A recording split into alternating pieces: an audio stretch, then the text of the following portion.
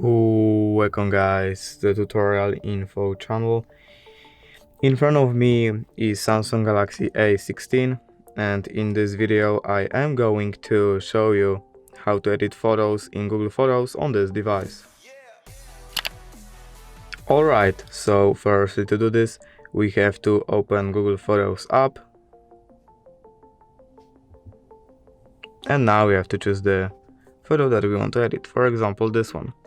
Now right here we have to click edit, and as you can see, first we have some suggestions from Google, like and change, warm or cool. Here we can crop the photo or use tools like unblur or magic eraser.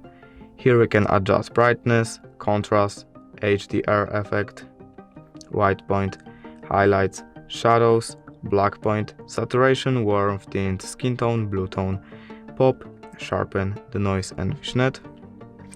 We can put on some filters like this. We can mark up the photo with pen, highlighter, or write something just on it.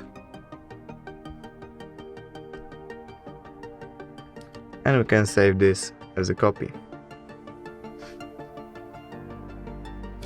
And that's it.